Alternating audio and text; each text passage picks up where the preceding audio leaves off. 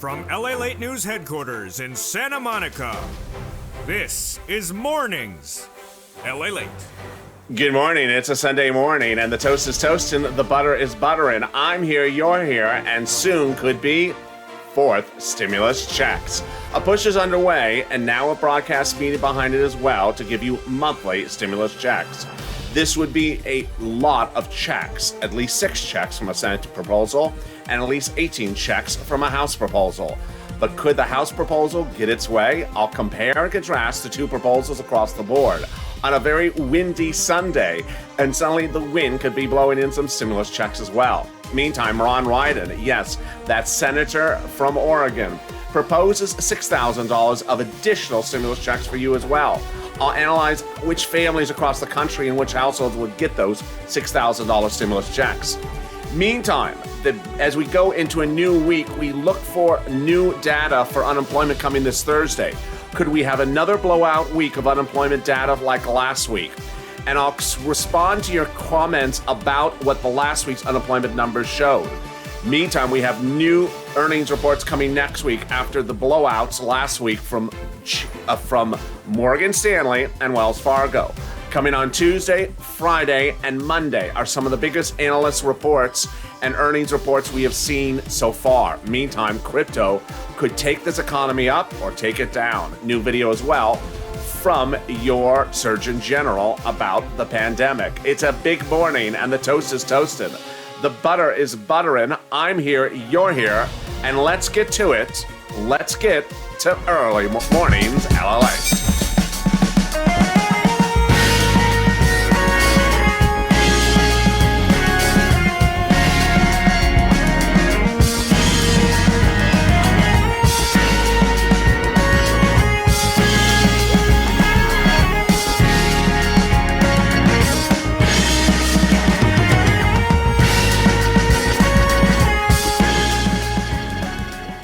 Good morning. Senator Ron Wyden proposes to give you $6,000 of stimulus on top of monthly stimulus checks.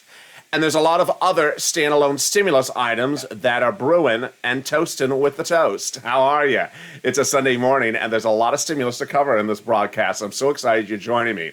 Whether we're covering the student loan debt forgiveness, the $1,700 of college financial aid, the EIDL developments and exclusive details you're going to hear only on this channel, or, of course, those monthly stimulus checks. I'm so excited you for joining me. Let's get right to it. But first, if you've not subscribed, make sure you subscribe.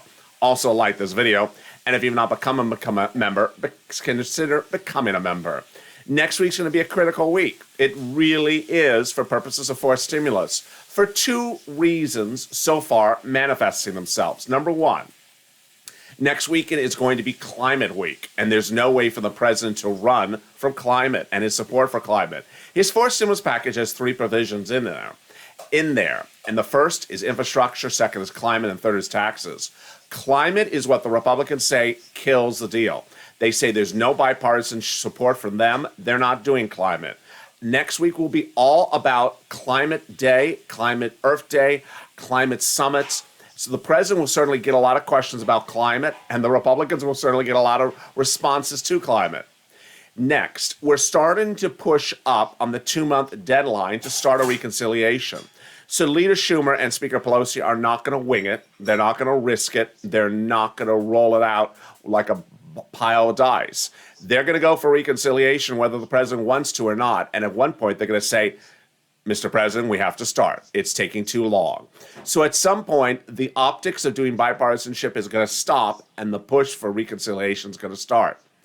Also really important this coming week is a lot of economic data. Boy, last week we saw economic data after economic data that blew it out of the market, blew it out of projections. It was the fastest growth we have ever seen in some cases from some of these analytics over 10 years. What does this mean for stimulus? Get it to that Senate as soon as possible. There is a concern that the economy is rebounding too quickly. You don't want to risk stimulus. And let's get right to the data right off the bat. It's important to understand that this next week we're going to have a series of items repeating themselves, like unemployment you see every Thursday morning, like a lot of corporate earnings. But let me get right to the unemployment, because that caused a lot of questions and comments from viewers in the comments to yesterday's video, and I want to respond to them right away. First, the unemployment numbers last week, new unemployment claims were the lowest ever reported in the history of this channel. They came in at its best level since March of 2020. The first number I'm showing you is the number of new unemployment claims, meaning that these are people who have newly gone on unemployment, who have never been on unemployment before during this period. It was predicted to be at 700, 800, 1 million, and it dropped to 576. Some of the viewers of this channel have dropped in the comments. The reason the number dropped is because people had to file new claims. That doesn't make sense. If they had to file new claims, the number would have gone up. The number would not have dropped. But even if you do take that narrative that the number dropped because they had to file new claims, that wouldn't explain this number. This is the most important number for purposes of stimulus. It's even more important than the number before that. It's continuing unemployment claims. It shows how many people continued from unemployment the week before. If you have a file with unemployment, whether you have to recertify or reapply, this is still you. The number dropped to its lowest level and the fastest drop we have ever seen, 1 million in 1 week. States that spurred the growth were California reopening, Virginia, Texas, all currently open, and Ohio. Here's what you need to know. It's important to understand that the economy is rebounding. It's not rebounding at the rate we thought it was going to be, where full recovery will be next year. It's rebounding faster. You don't want to run from the data. You don't want to dispute the data. You don't want to think that we are in a worse situation than we are. Why? Because at one point, the jobs are going to be restored. At one point, the unemployment numbers will have dropped significantly. And at that point, there won't be any way to explain it. It will just have dropped. So you don't want to run from the data. The data works in your benefit to know on the horizon we're rebounding faster than we predicted. And let's understand it as well. In the last week, we had a lot of economic data, and one after another, the numbers surged through the roof, absolutely through the roof. It wasn't all unemployment data. It was CPIE, it was PPI. I'm going to go over all that in a second. It was corporate earnings. It showed the numbers rebounding. Here's what you need to know. Up to a few weeks ago, we thought that the economy was not going to be fully recovered until January of next year. Now it shows that we won't be fully recovered until potentially the end of this year, much earlier. But the question is, could it be even earlier? Could it be this summer? No one knows because the data is moving too quickly. Here is the money at issue for purposes of fourth stimulus. First, the recon path is the most important path to get it done, and it's the only path to get stimulus checks out the door. The Republicans don't want to give stimulus checks, and it is the senators and the House members who want to give you those stimulus checks. Let me analyze for you the differences between the two proposals. So on one side, you have the House members. On the other side, you have the Senate members. The way they differ is the following. First, the House members want to give you stimulus checks for the pandemic plus 1 year. That means that they want to give you a stimulus check every month while the pandemic's still going on, and then continuing 1 year thereafter. The senators want to do it to the end of this year. Who are these people? The House members are progressives. The senators are elder statesmen. They're not junior statesmen like the House members. And then the amount of the checks differ. The House members want to pay $2,000 the first month, $1,000 thereafter. Senators, we don't know the amount, but word on the street is this. Wow. The House members' number is dwarfed by this Senate proposal. Insiders believe the senators want to pay you $1,400 a month over 6 months, which would be $8,400, or $2,000 a month over 6 months would be $12,000. Now, here's a new development breaking just this morning, which is not directly on stimulus, but is showing the push of progressives. It's very peculiar. I don't cover refugee numbers on this channel for obvious reason, but on Friday, the president reversed a policy that he had campaigned for, and he had said just in February. In February, he said that he was going to lift the number of refugees allowed in this country much higher than the prior administration. He was going to have a blowout number. The prior administration was 15,000. He was going to do 125,000, said Biden. That was in February. On Friday, he said, no, I changed my mind. We're doing 15,000. The progressives House members, the same ones that are fighting to give your stimulus checks every month. So what's going on here? What do you mean you're going from 125 to 15? We're not going to sit by and allow this to happen. And then there was talk about 62,000, 74,000. Here's what I want you to know starting this Sunday morning. The progressives got their way. The president has reversed himself since just Friday evening on this refugee number, saying he'll go from 15,000 much higher. So it's showing the push of those House members is much stronger than we estimate. Those progressives are really getting very successful on getting things that they want. What is on the to-do list? Well, the to-do list, which I haven't shown you in a few days, starts with MSC, hashtag MSC. But don't count out. Don't throw away. Don't think it's not going to happen. FPUC retro or SSI reform or hazard pay or minimum wage, because those progressives showed this weekend that they are ready to push when they need to push, even if it's their same policy. And one thing I didn't really explain to you is that in the case of that refugee situation, they were very vocal. So let's go back to this number. Wow, this is huge. This is just huge. I mean, look at this. This would be the single biggest payout that any viewer of this channel has ever gotten. This is bigger than SSI or SSDI $2,400, bigger than FPUC retro, bigger than hazard pay. This is huge. And here is where the great news is starting. The great news is starting that since Friday, broadcast media has been listening to this channel and has now taken the narrative of this channel and put it front page news. Multiple fourth stimulus checks is now a front page broadcast financial news channel story. This is huge, folks. Not so much for patting myself on the back, but because it is now the focus of the American people. The American people now see who wants it, House members, Senator members, how they want it, how they've argued for it, who've been pushing for it, and how they're trying to get it to the finish line. This is huge. Purple Power, you need to continue to do your thing. You need to take the videos and share them and push them on social media because this is working. This is working because now, suddenly, this story has become front page media. Also, among the big issues that is adding to it is that Ron Wyden offer. Ron Wyden has proposed on Friday a $6,000 stimulus on top of the monthly stimulus checks. What is this for, and who is this for? FPUC, PUA, PEUC are going away in September, and Senator Ron Wyden's proposal is to fix that. And what does he want to do? He wants to give PUA people benefits lifetime so often as they need it. How much is he going to give? $250 a month. $250 a week for 6 months, which would amount to $6,000 per year if you're a PUA person. If you've been on PUA, you know you're a PUA person. So if in the future, let's say as an Uber Lyft driver, you're not making enough money, or you're an electrician, you can't get any work, or you're a plumber. These are not W-2s, these are all 1099s, independent contractors, sole practitioners. He wants to give you $6,000 a year as often as you so need it, under a standalone bill. Standalone bills are among the other issues we're going to see next week, and that includes the student loan debt forgiveness. Yes, I'll have the latest update about that $50,000 of student loan debt forgiveness coming up in a second, but first, here's a little bit about the community page. If you want money right now, not 5 days from now, and not 5 weeks from now, then reach out to the community page. The volunteers can help you find that money for rent and utilities. That's at news.la.com/community. The community page features a series of volunteers who are viewers like you.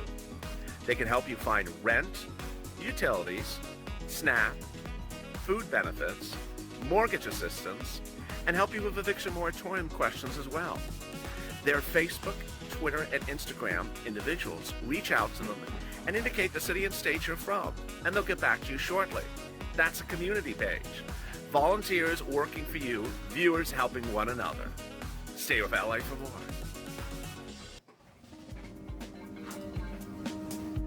Join LALATE daily for the excitement of the new LALATE live daily. The excitement starts on mornings LALATE at 9 a.m.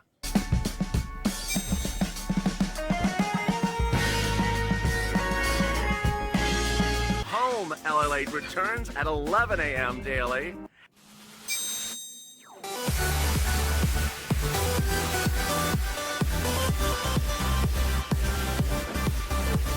And then afternoons LALATE at 1 p.m.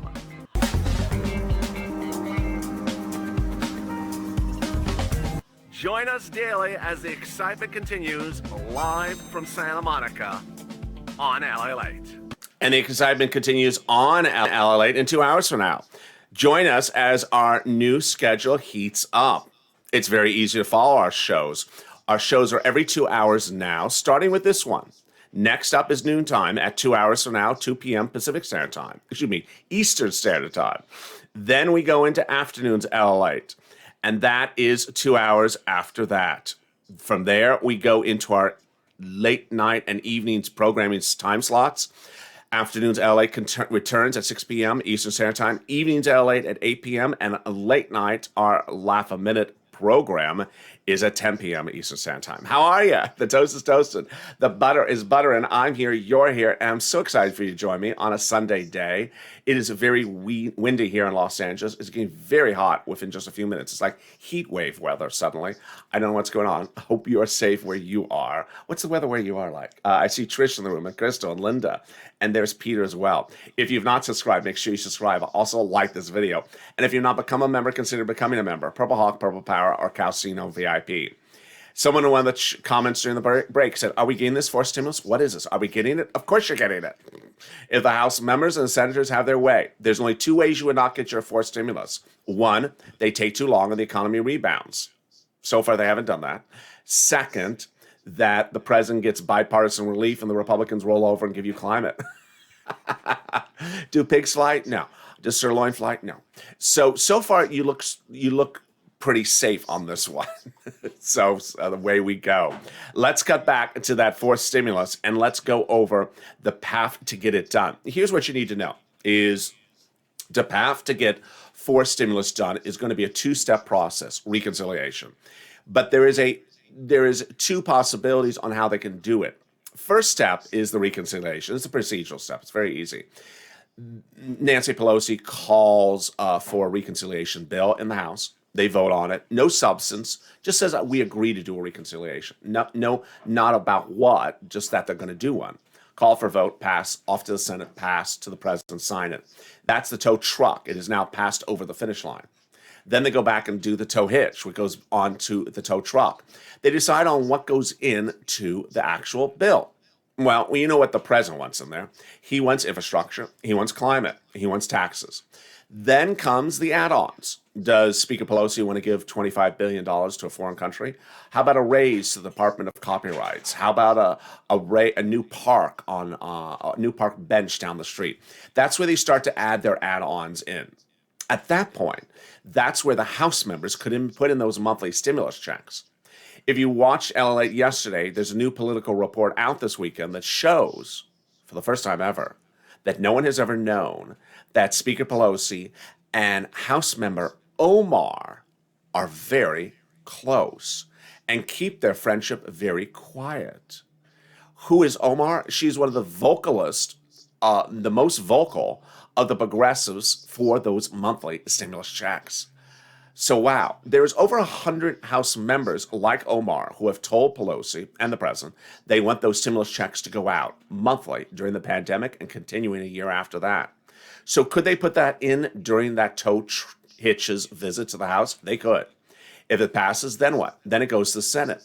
At that point, it doesn't make a difference whether it's in there from the House or not in there, because the senators are going to modify it or not modify it.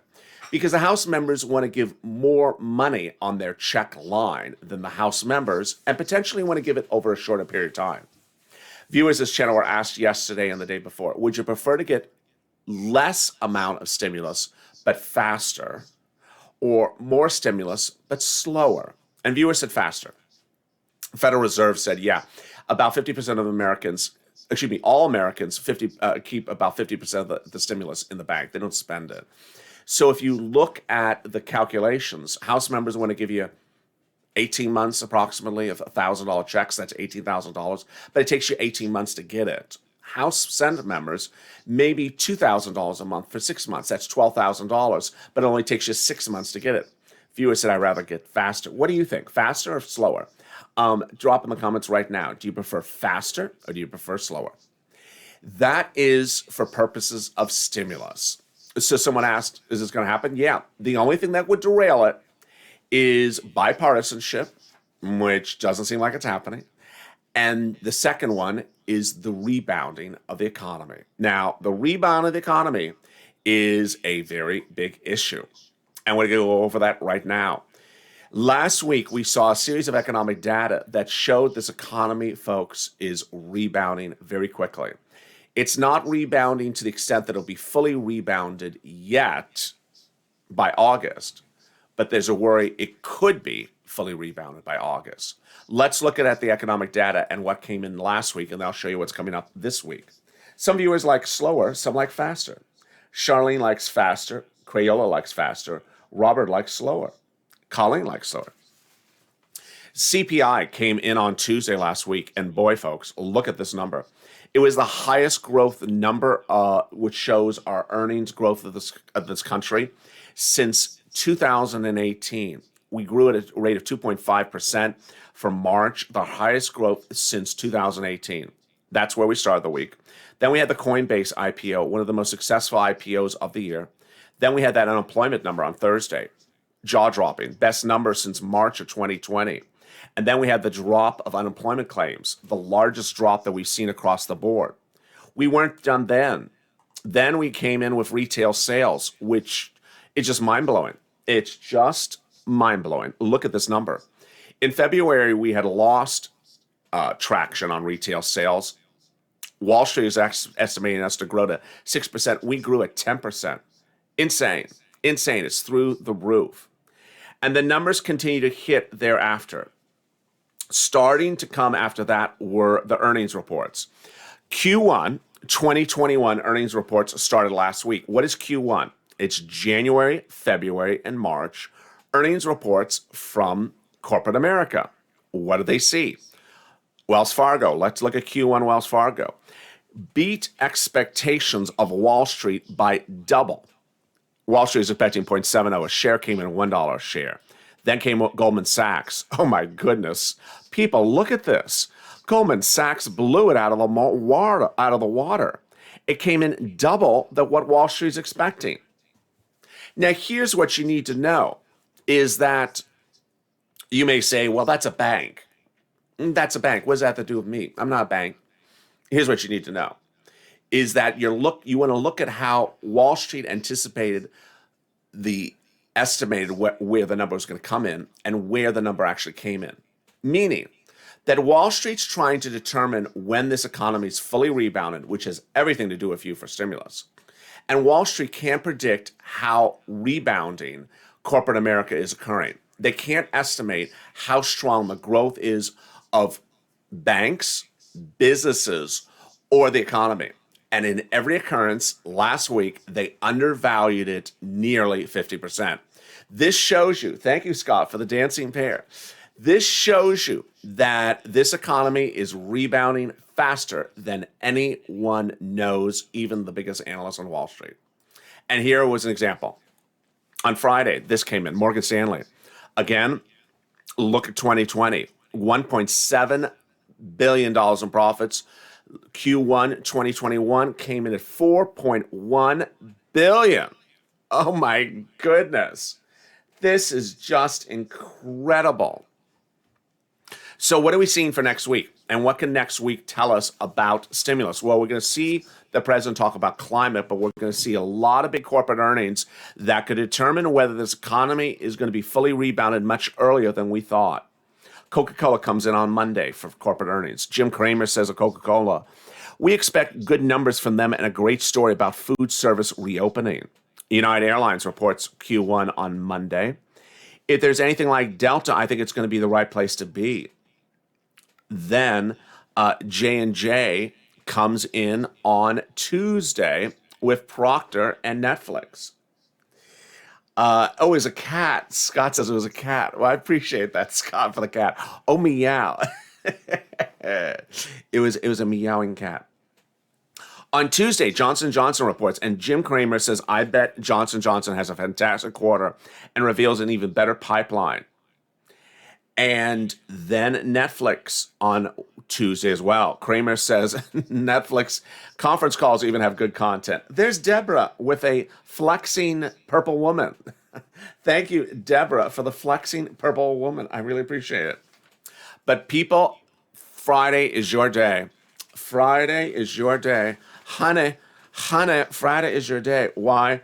Because Friday is going to be the big days for numbers that shows growth of this economy. On Friday, Kramer says Honeywell's numbers could still go higher, but listen to what he has to say about American Airlines.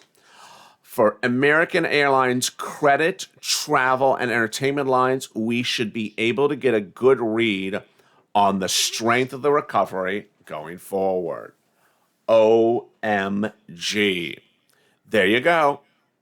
The biggest indicator of where forced stimulus is going to go, the biggest indicator of how quickly this economy is rebounding is corporate America, is those consumer price indexes, is unemployment. So this Thursday, new unemployment number, boy, you got to watch that with me. This Thursday morning on Mornings at LALATE, I'll have the new unemployment number.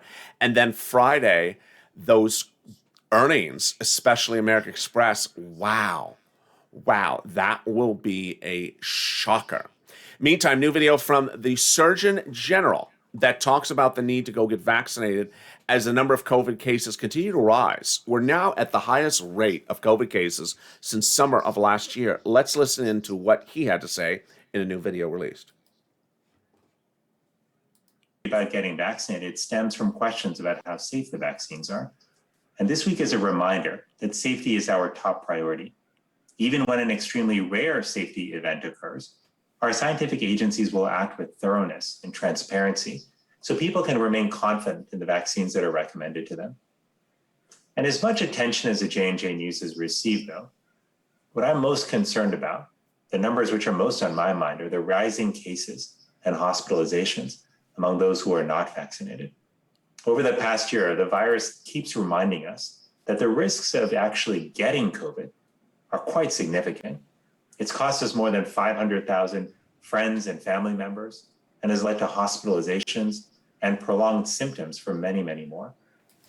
Meantime, let me give you a big update about everything else, like student loan debt forgiveness, EIDL, and the business grants, and the other things that are happening across the board. First, the student loan debt forgiveness. The student loan debt forgiveness by executive order, not by bill, because there is a bill in the Senate for it as well, is still sitting around. The president's education secretary, Miguel Cardona, was given the instruction to prepare a memo about the legal ability of the president to forgive student loan debt by executive order last Friday. The memo wasn't delivered. Thank you, Morticia for the dancing bear. I really appreciate that, Morticia. The executive order memo that would explain whether the president can or cannot forgive student loan debt by executive order, the memo was due last Friday. It was not produced, as we have heard. I've not seen it anywhere. And the question is, when is Chuck Schumer and Liz Warren about to hit the table and say, wait a second, you gave your education secretary 2 weeks to do this. Where is it? This needs to be done. You already agreed to have a determination based upon his order. Where is the memo? So I expect that to heat up right away. If you want, you could certainly tweet Schumer and Warren, say, where's Cardona's letter about to the president that was due last Friday about student loan debt forgiveness? Warren says that Obama and Trump both forgave student loan debt, and so the president, Biden, has complete executive authority to forgive $50,000 of student loan debt. This is by executive order. This is not by bill. Next, the EIDL and the business grants. Big updates for that. First, the EIDL, I have two exclusives to report. First, I have viewers who are getting the remainder $10,000 grant. Congratulations to those of you. Second, the invitations are coming randomly in no particular order. So don't expect they're coming chronologically. They're not. And then when you reply to them quickly. Finally, The $5,000 EIDL grant from the third stimulus doesn't look like it's going to happen, folks, even though that is the law. I mean, it's sort of crazy, but it's SBA. What SBA is doing is they're taking that money and using it to pay off the 2020 EIDL grants first. Then I can also tell you that if you replied to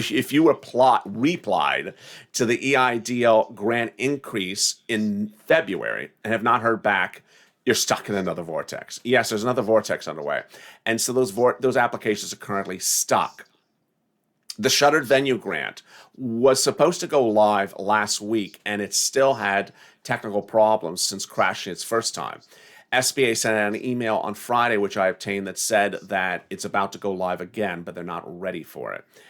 They will update us when the computer systems are ready to do it again. Finally, the PPP grant has been extended, so go reach out and get a PPP grant. Big, great questions across the board. I'm so excited for you. I'm back in about 2 hours from now as Mornings LA slides into noontime. And I see a full room of people. I see Jazz, and I see Sean, and I see Canute, and I see Jerry. And there's Ann, and there's another John, and TC, and Jennifer, and Crystal. Remember today's programming schedule, which I think you're loving. I'm liking it. It's easy breezy and easy to follow, is the following. Mornings goes into noontime in 2 hours from now, 2 p.m. Eastern Standard Time, followed by afternoons LA at 4 p.m. And then afternoons again at 6 p.m., followed by evenings LA at 8 p.m., and then late night at 10 p.m. If you've not subscribed, make sure you subscribe. We're approaching our 1-year anniversary later this month, and that's April 25th. We're trying to get to 400,000 subscribers, so give a subscribe. Also, like this video, 3,000 likes. It really helps in the algorithm rankings. And consider becoming a member, Purple Hawk, Purple Power, Calcino VIP.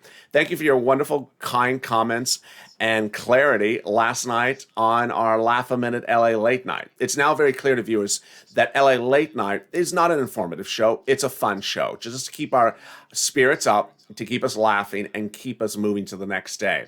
So I think people now understand what that show is. If you want real informative news, the last show right before that is Evenings LA. Sirloin's not going to give you information. He just keeps on the Cadillac. With that, stay informed, stay focused. I'll see you a little bit as Noontime LA kicks up next. And stay with LA for more.